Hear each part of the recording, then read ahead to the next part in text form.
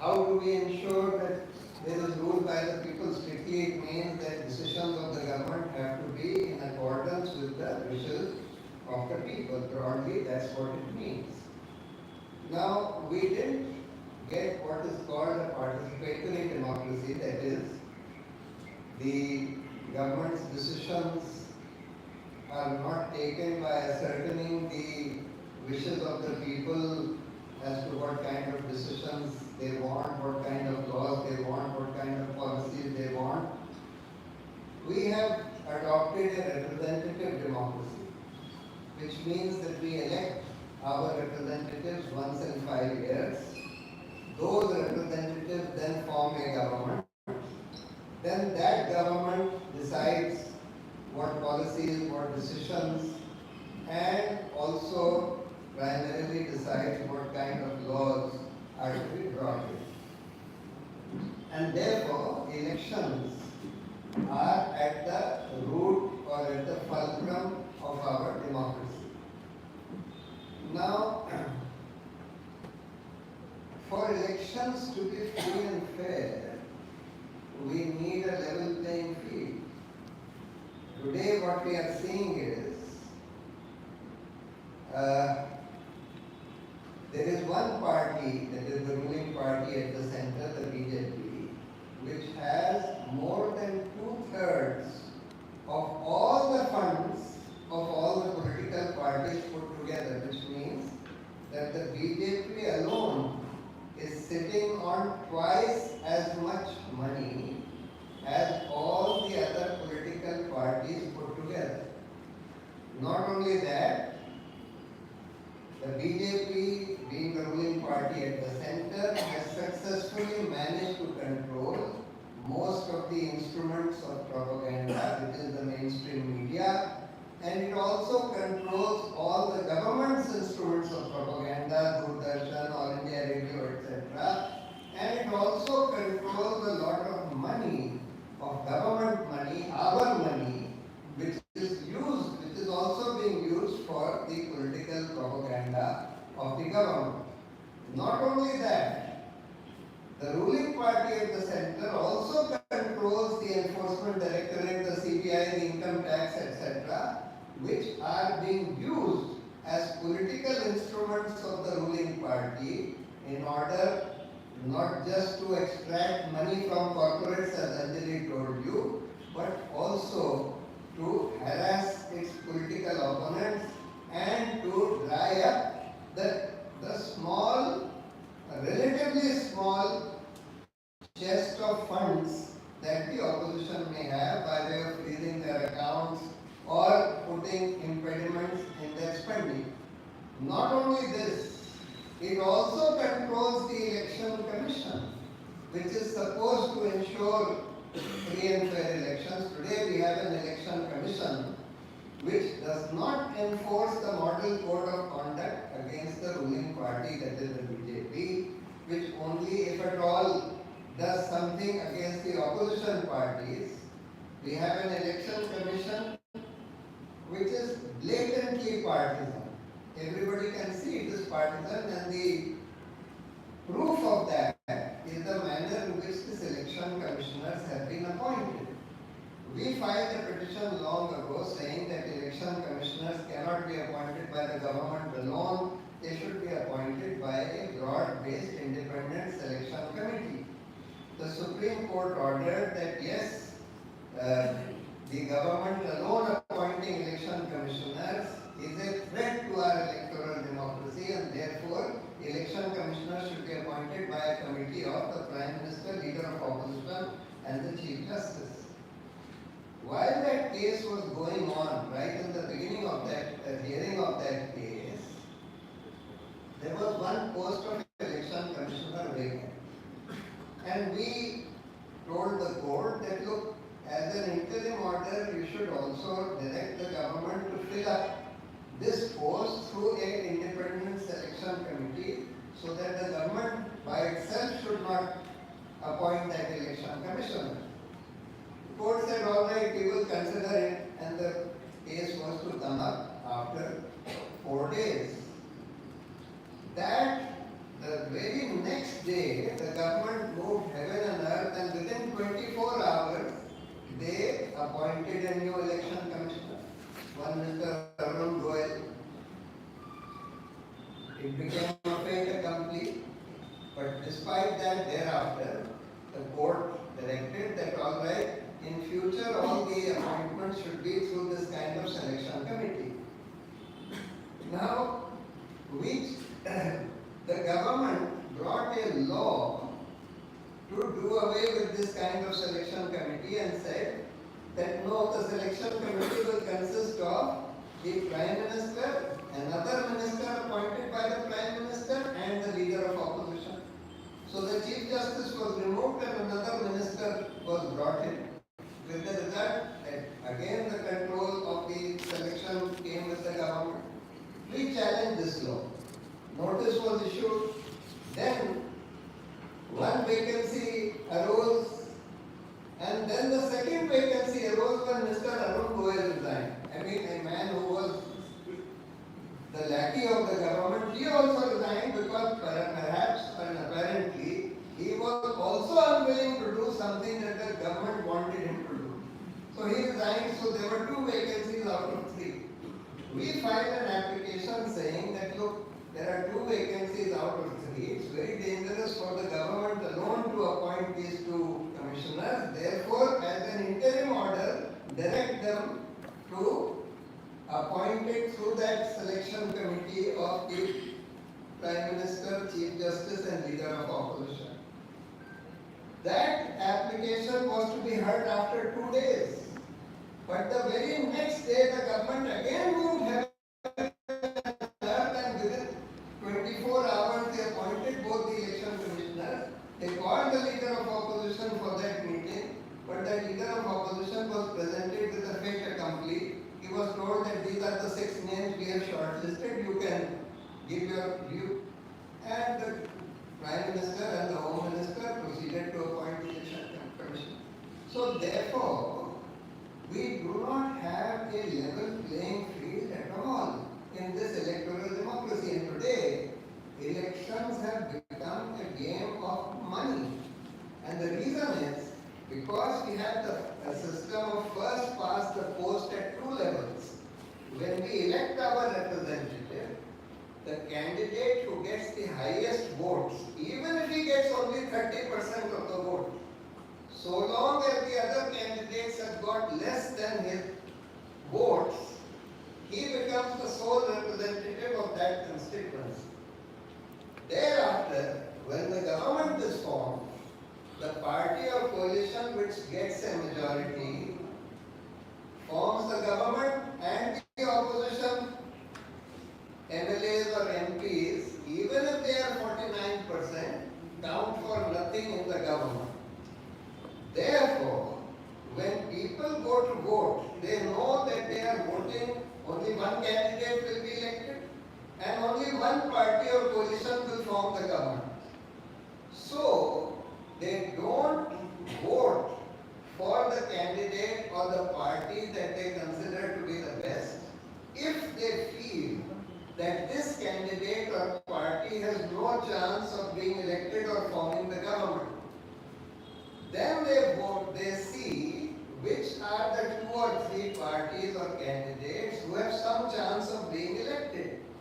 And they choose the less bad amongst them. And how do they form this perception as to which 2 or 3 candidates or parties have some chance of being elected? That perception is formed on the basis of the visibility of the candidate or the party.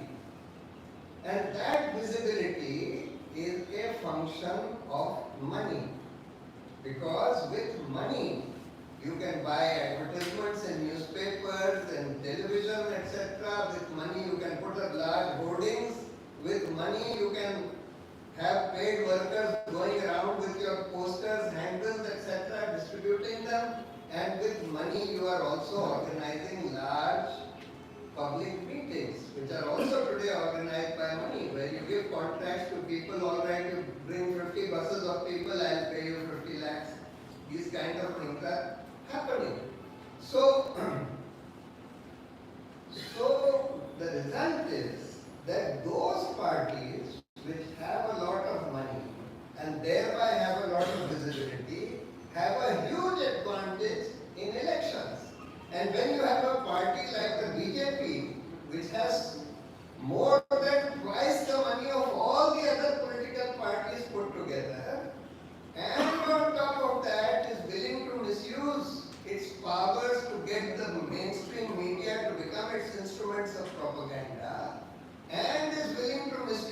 public money for publicity of the party and is willing to use ED, IT, CBI and the Election Commission for its own political partisan purposes, then you hardly have any kind of level playing field. Just consider this. Today, there is a limit on the election spending of every candidate. And it was put in order to ensure that there was a level playing field, so that parties with big money are not able to outcompete parties with small money. So the limit was 75 lakhs is the maximum spent by an individual candidate in a Lok Sabha election. Now, if the BJP puts up candidates in all 500 seats, it can spend maximum 400 crores for all the candidates put together. But by way of electoral bonds alone, in the last 6 years, the BJP has got 8,200 or 8,300 crores by way of electoral bonds alone. And this is only half of the money that the BJP has collected in the last 6 years. This means that the BJP can spend more than 50 times of what its individual candidates put together can spend in an election. This makes a mockery of this whole limit on election expenses of candidates. Now, secondly, candidates themselves are spending, though the limit may be 75 lakhs, they are spending sometimes 75 crores in one constituency, in one election. And this is happening because they spend in cash and they don't declare that to the Election Commission. That is why so much cash is spent during election time. So, if we really were serious about having a level playing field and ensuring that money power does not overwhelm our electoral politics, then the minimum that we need to have done was firstly put a limit on the spending of political parties. If you don't put a limit on spending of political parties and they are free to spend 50 times of what their candidates can spend, then there is no meaning in having a limit on candidate spending. Secondly, we should have ensured that cash is not used by political parties or candidates. When demonetization was done, the Prime Minister said that I want a cashless economy. I want people to transact all their business through banking channels.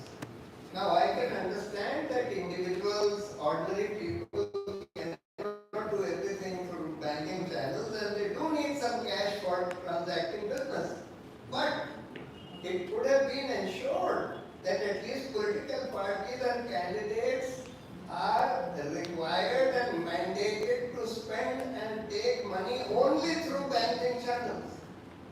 One amendment in the Representation of People Act would be enough to do that.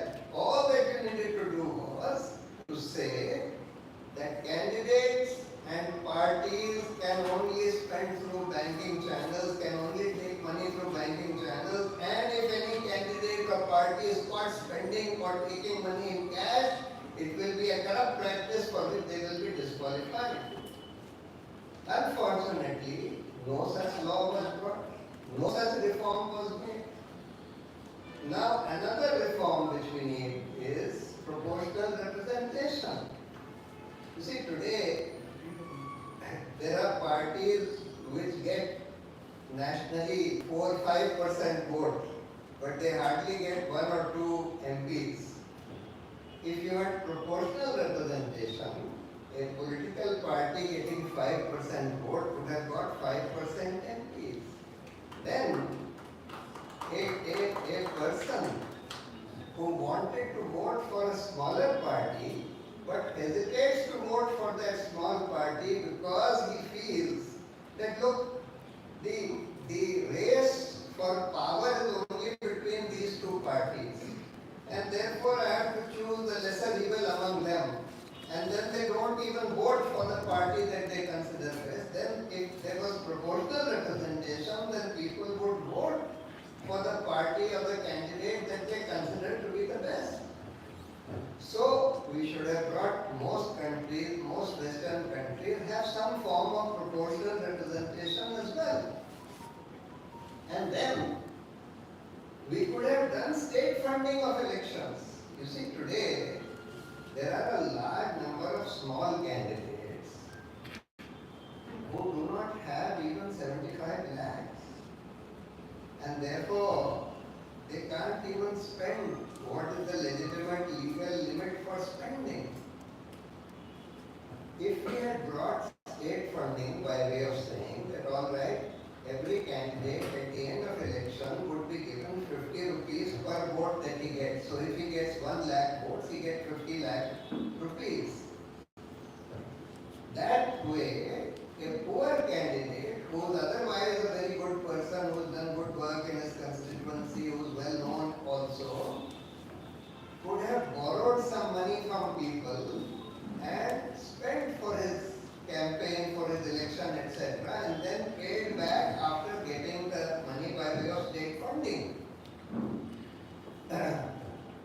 There are some people, including the government, which says no, state funding is impossible, it is too expensive. How expensive? Let us examine. 60 crore votes are cast in a general election today.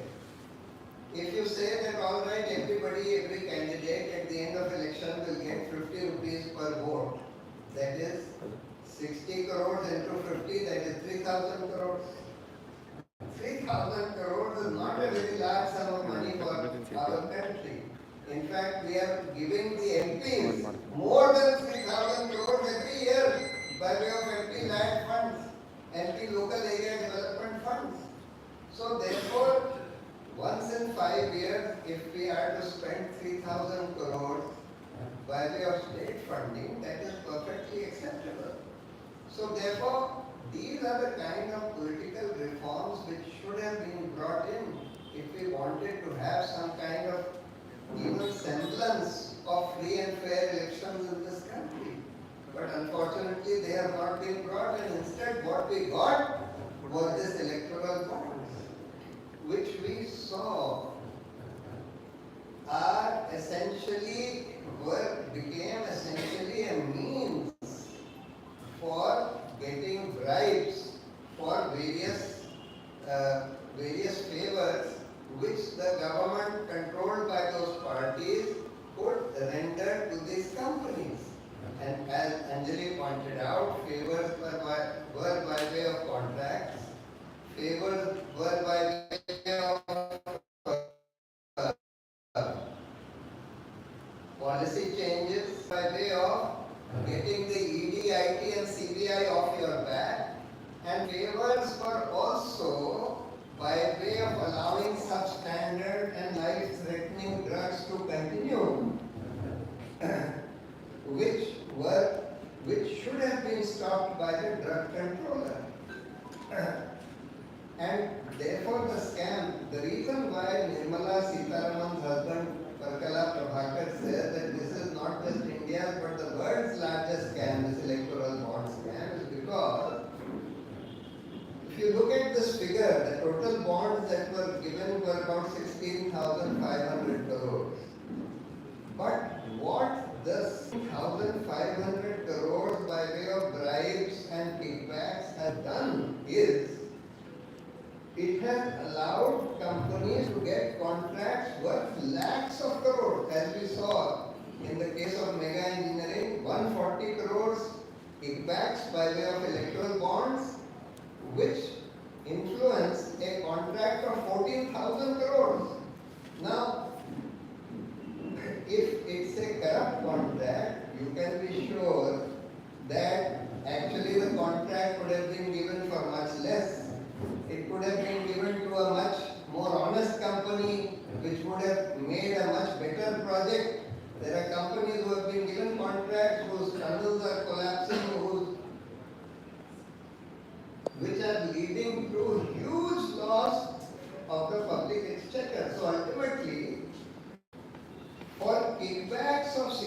16,000 crores, the public is suffering a loss of lakhs of crores.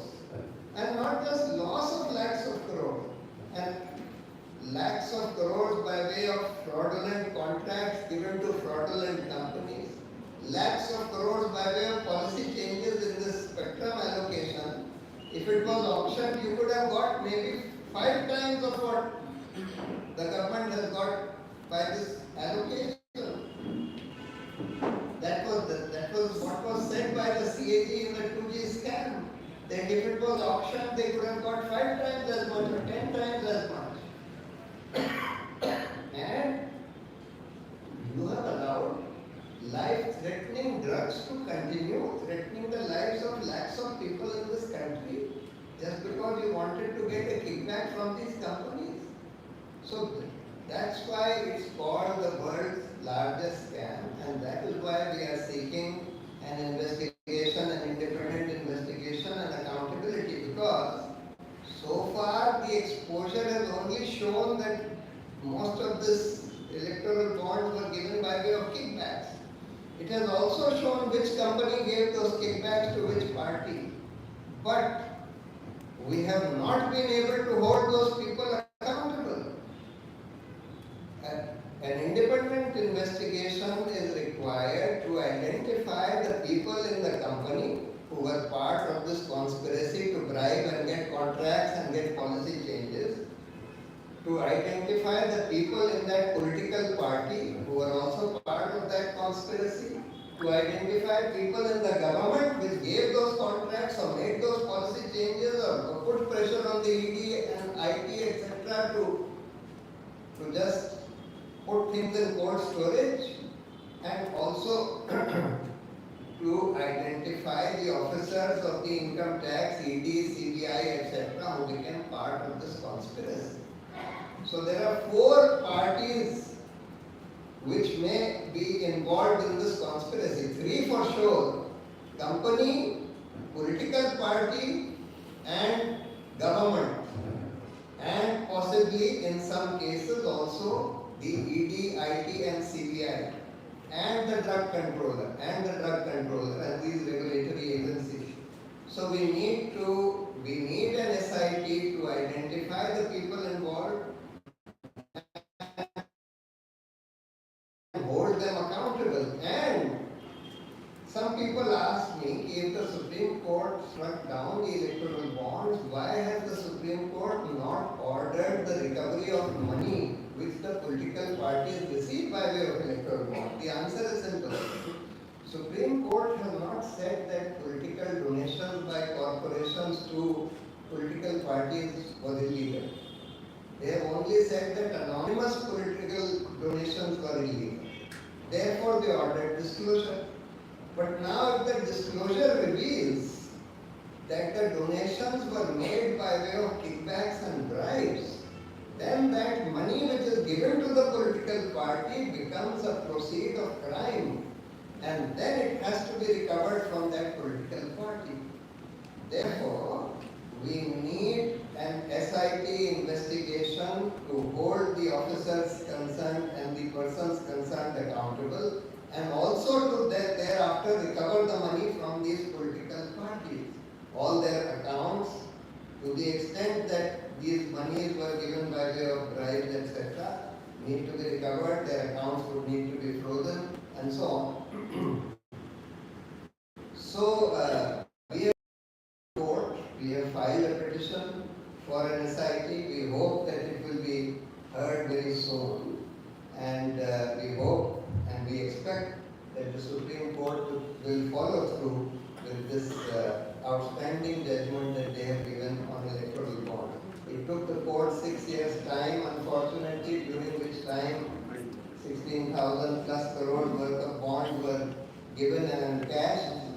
But finally, when they gave the judgment, they have given a very good judgment, and I hope and I expect that they will follow through with that judgment. So, so that's what I wanted to share with you. Thank you very much.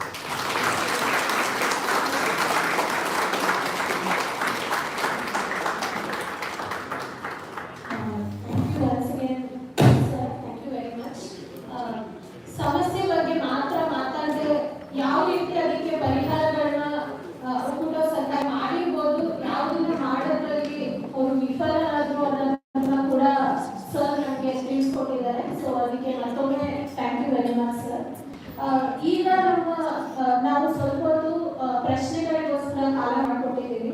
ಪ್ರಶ್ನೆಗಳು ತಗೊಳ್ಳೋಕೆ ಮುಂಚೆ ನಮ್ಮ ಕಡೆಯಿಂದ ಒಂದು ವಿನಂತಿ. ಇವತ್ತಿನ ಕಾರ್ಯಕ್ರಮನ ಆಯೋಜನೆ ಮಾಡಲಿಕ್ಕೆ ಕೆಲವೊಂದು ಖರ್ಚುಗಳಾಗಿದೆ.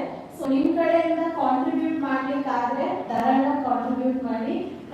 ರಾಜಶೇಖರ್ ಅಕ್ಕಿ ಸರ್ ಹತ್ರ ಒಂದು ಸ್ಕ್ಯಾನರ್ ಇದೆ.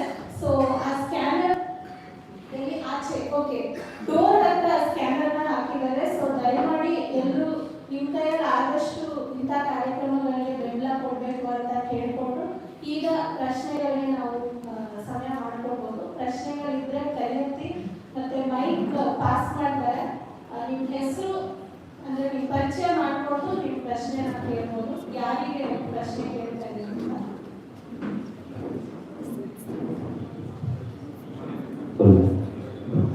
ಅಲ್ಲಿ ಸ್ಪೀಕರ್ ಹತ್ರ ಫಸ್ಟ್ ಕರೆಯಬೇಕು. ಹೇಳಿ ಸರ್, ನಿಂತ್ಕೊಂಡು ಹೇಳಿ ಸರ್. ನೋಡಿ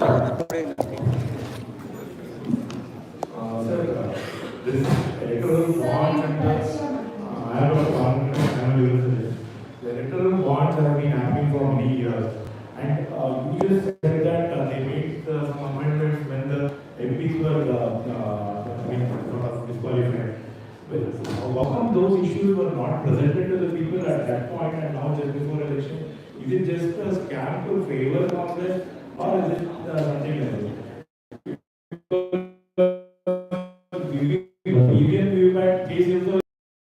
Just at the end of last brink of before the election, they are taking up the cases. It's bad karma for Congress, BJP, the courts, the Supreme Court judges. As a neurosurgeon, I'll curse them by brain cancers. That is what I can do, I think. So this is the horrible thing that is happening in this nation, that everything wakes up at the time of election. At 2012, 14, the 2G scam came up, and then the transfer of power. And then I believe Congress didn't transfer the power for only one term and transferred for 2 terms because they knew COVID was coming, because it was a pandemic. That's why they transferred power for two terms, and now BJP it has to come back to Congress.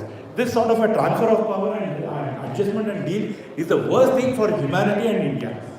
Let us address these things, sir. Because it could be a serious psychological operation. I mean, husband and wife, they are acting too smart nowadays. So, Nirmala Sitharaman and Bharat Prabhakar, why till now?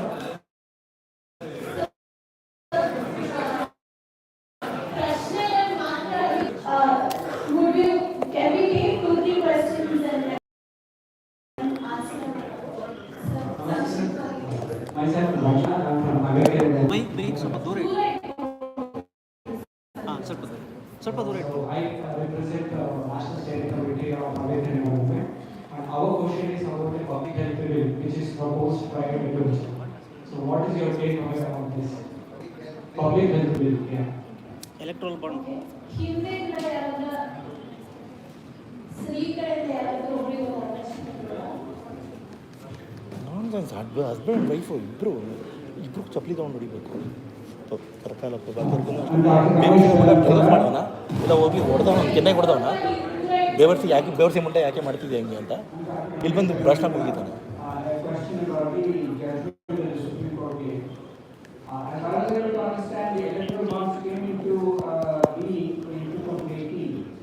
But the judgment exempted disclosure of what happened in the first 1 year or so, and required the disclosure of whatever was sold after 2019. I feel that I understand also that the court said something to the effect that the interim order saying in 2019 that asking SBI to keep accounts.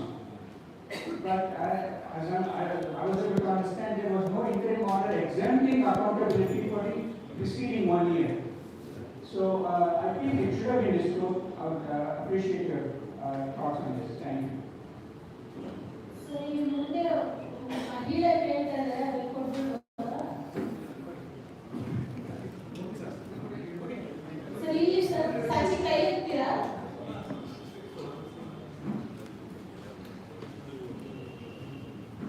Hi, my name is Sachi. I'm a reporter. I'm part of Project Electoral Bond. So I just needed to understand if we have more clarity on this. So electoral bond must be encashed within the 50 days validity period. If it is not encashed, then it is deposited to Prime Minister's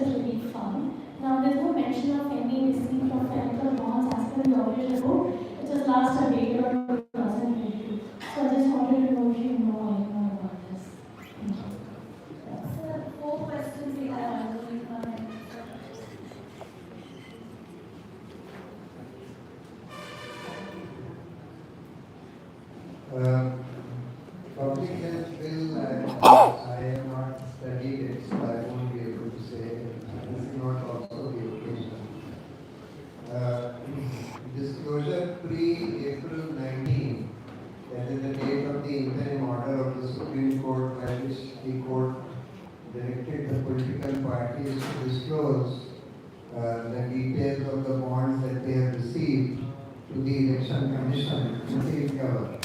Now I agree with you that once the court has struck down the anonymity of the electoral bonds, they could have and should have ordered a complete disclosure of right from January 2018 onwards.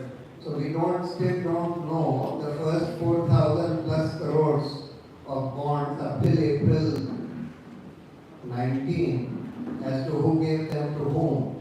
And we should have known, and the court should have ordered this disclosure as well.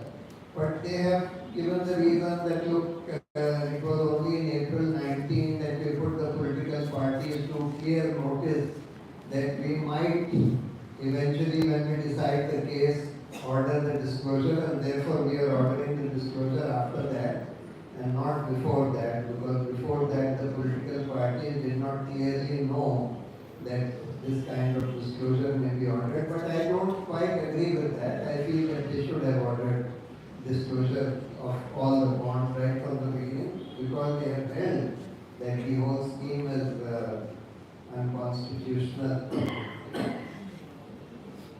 because of anonymity. Your question. The 15 days limit to encash. I think there are two questions. One that you asked, that there was a 15-day period, and if the bond was bought and not redeemed within 15 days, it would go to the Prime Minister's Relief Fund. So there is a small amount of money that has gone. The exact quantum can be checked, but there was some money. Of course, there is also a case where even after 15 days had elapsed, there was a case in which the BJP said that they had not been able to redeem those funds, and a special leeway was given, which was a problem.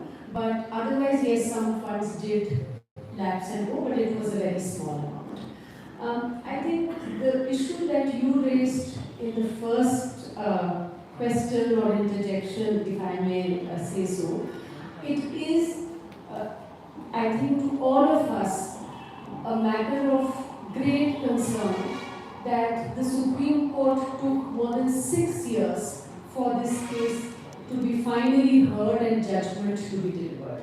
And while we celebrate this judgment, yes, it is a fact that it has impacted our democracy in very fundamental ways in the last. Prashanth talked in great detail about the impact of money power on destroying the level playing field. Let us remember that these bonds, they started getting sold in March 2018. We've had one general election in 2019. We've had all states going to elections in the last 6 years. And now we have another election coming up just now. In fact, it has started already. And this judgment has come at a time when the political parties have again pretty much filled up their coffers. And when we say that the ruling party at the center has got the lion's share of these funds, nearly 50% of the funds from electoral bonds have gone to the ruling party at the center. This is a judgment that we only wish should have been given much earlier, because this is destroying the level playing field in the country. One of the things that was said while bringing in these anonymous bonds, and this is something that the Prime Minister repeated recently in his interview to the ANI, was that they brought it with anonymity because many companies wanted to give cash. They were scared of the party in power at the center, that if the ruling party got to know who was giving funds to the opposition, they might target them. And yet we saw how, because the bonds were sold by the SBI and there was the unique alphanumeric number which was being tracked by the SBI, the government and the party in power constantly knew who was funding whom through which electoral bonds. So the level playing field naturally was destroyed. People also who were giving funds knew that the ruling party at the center will find out. and therefore they would have a tendency to give more funds to the ruling party at the center. So I think that there is no question. I mean, we needn't go into the rest of it, but yes, it is unfortunate that it has taken so long for a judgment like this, which has such a huge impact on our democracy, for the judgment to come. ಇವತ್ತು ಎರಡು ಮೂರು ಪ್ರಶ್ನೆಗಳು ತಗೊಂಡು sir. We take this to the questions. Thank you. First of all, I want to congratulate and thank Jagrita Karnataka for bringing two of our national heroes today to Bengaluru. Thank you so much for organizing this. Thank you, Jagrita Karnataka, and thank you, Anjali and Prashanth Bhushan. Sir, I was thrilled and excited when you said the reform that you want to see is proportional representation. And I think there has never been a support for proportional representation until now because of the electoral bonds being declared illegal, the level playing field being seen very clearly. I have a strong feeling that the political parties now are going to think more seriously about bringing proportional representation, even if the majority party may not want to. What I wanted to ask you is, do you see support for proportional representation? Is there any national movement taking shape in Delhi or elsewhere?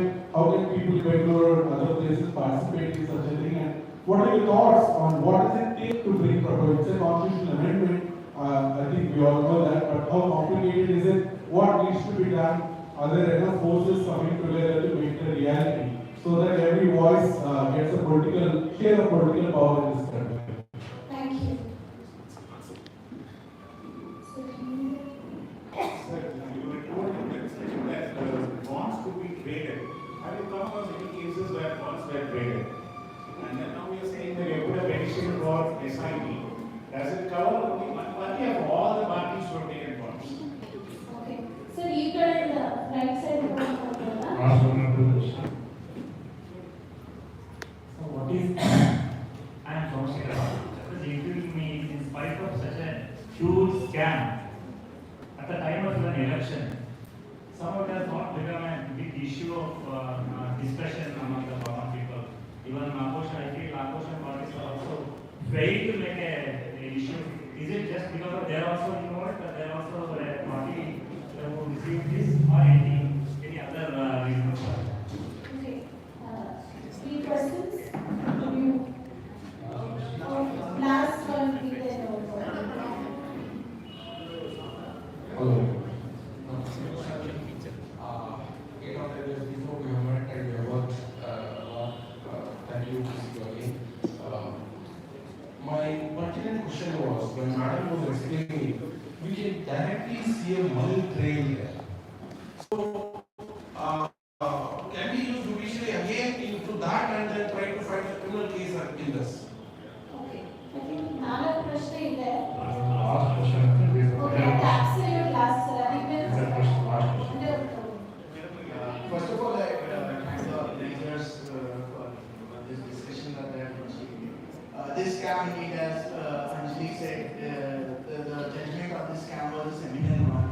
Some other aspects related which I would maybe want the speakers to discuss about in a later thing was something like PM cares, which was a scam of a similar level. But my question is, since we are we are undergoing a general election, it's a political question that I am raising. So this issue, which has become major, this scam has, it has been one of the biggest defeat that the ruling party has faced after the farmers movement. So I want to ask about the role of the other mainstream political parties if they combated the scheme in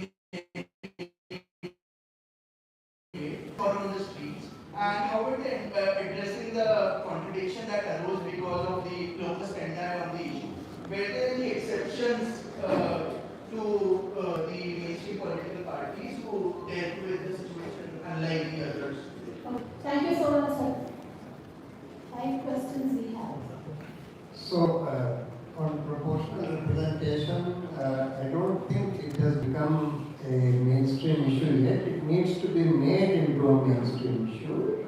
I think it is the job That will of create more party citizens to take it up, of course, of the political parties also.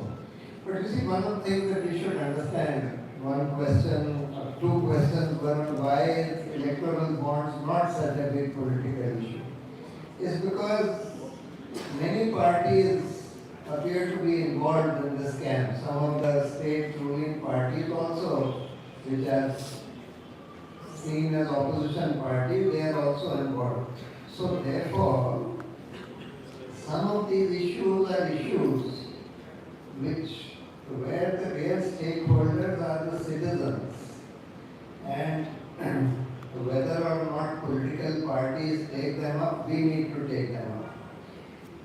In this electoral bond, there was one political party which was a ruling party in a state, that is the CPM, which was a ruling party in Kerala. They didn't, as a matter of principle, accept electoral bonds, and they also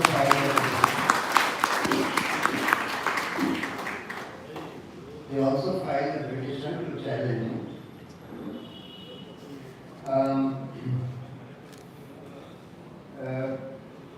Of course, the one question was, these are criminal acts. Yes, bribing is a criminal act, money laundering is a criminal act, and that is why we are seeking an SIT to identify who is responsible for these crimes and to hold the persons accountable.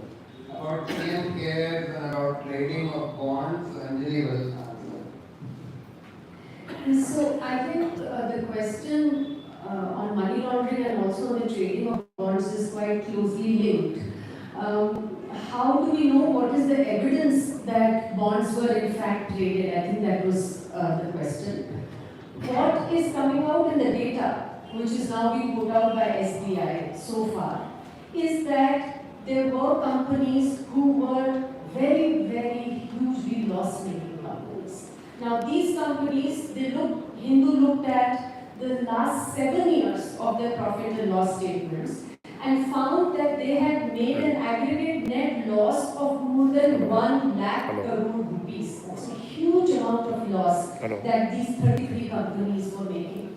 And yet, these companies bought bonds worth 575 crore rupees and 75% of which were given to the BJP. So the question now is that these loss-making companies, they're not making small losses, obviously they're making big losses. Were they fronts for other companies who were then buying the bonds that they were purchasing for a consideration? So that's how trading of the bonds could have happened. Like I said, if somebody has cash, they can always ask somebody who has money in the bank to go and buy the bonds for them. So the purchaser will be somebody else, but the donor will actually be the one who is giving the cash, buying the bond and giving it to the party. So when Prashanth says that an independent investigation has to happen, one of the most important things that also has to be looked at is now we know who the purchaser of the bond was, but who was the real donor? Because there can actually be trading of bonds, which the Supreme Court also went into. So these are things which will become clearer through investigation. I think, like Prashanth said, there are cases which can be where the PCA, the Prevention of Corruption Act, the Money Laundering Act, etc., can be invoked, but a thorough probe is required. It's important to mention here that the case that will be filed, and I think you said that also, Prashanth, that has been filed, is not just against any one party. It is against different parties wherever there was some evidence that was found of quid pro quo. The final point on PM cares, we need to understand that when the government is doing this kind of thing, the last thing the government wants is for people to question and to be accountable to people. The BJP has amended the Right to Information Act 2 times in the last 4 years. They have been very, very regressive amendments. There is a direct attack on our right to question, on our right to information.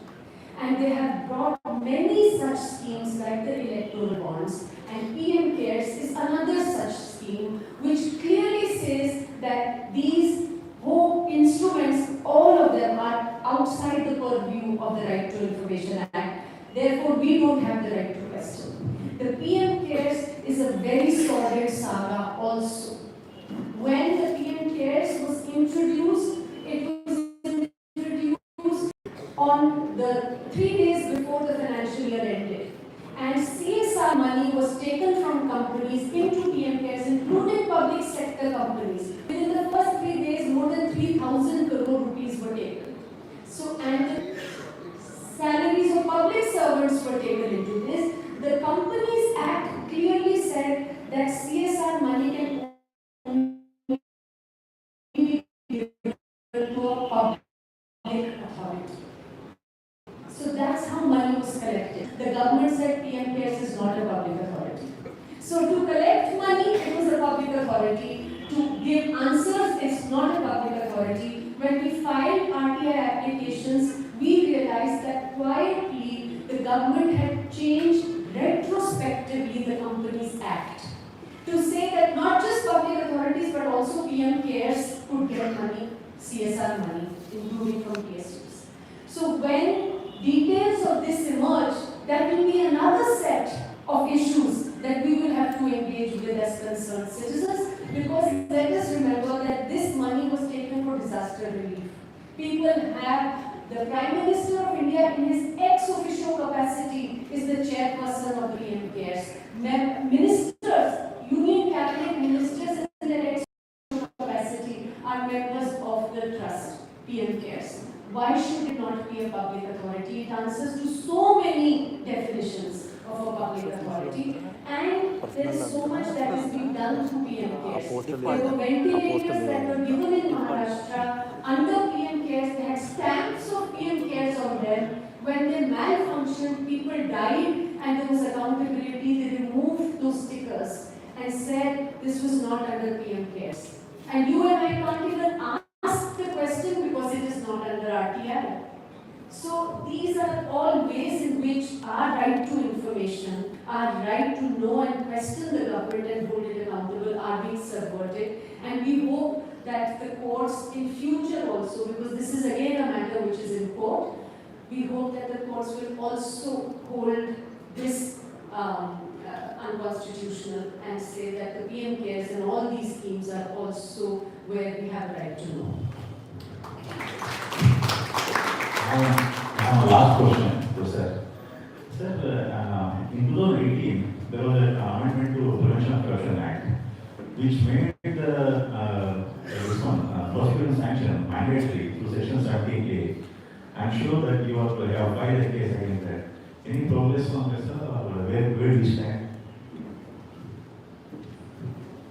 Yes, that's an amendment which says that even for investigation, sanction of the government is required. We have challenged that. That is pending in the Supreme Court. That has come up for hearing recently a couple of times. It should be heard and decided soon. Actually, that is essentially covered by earlier judgments, several earlier judgments of the Supreme Court, which had struck down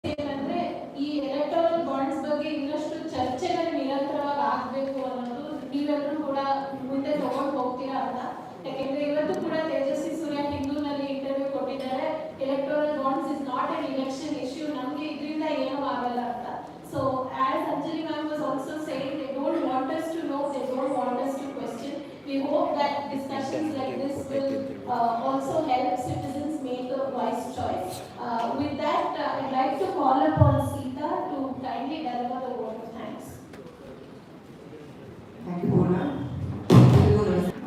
ಪ್ರಜಾಪ್ರಭುತ್ವವನ್ನು ಕಾಪಾಡೋದ್ರಲ್ಲಿ ಹಾಗೆ ನಮಗೆ ಜನಪರವಾದಂಥ ಹಲವಾರು ಸಾರ್ವಜನಿಕ ನೀತಿಗಳು ಬರಬೇಕು ಅನ್ನೋ ಒಂದು ಉದ್ದೇಶದಿಂದ ಪೂರ್ವ ಕರ್ನಾಟಕ ಹಾಗೆ ಜನಾಧಿಕಾರ ಸಂಘರ್ಷ ಪರಿಷತ್ ಹಾಗೂ ಜಾಗೃತ ಕರ್ನಾಟಕ ಜಂಟಿಯಾಗಿ ಮಾಡಿದಂಥ ಒಂದು ಸಣ್ಣ ಪ್ರಯತ್ನ ಇದು.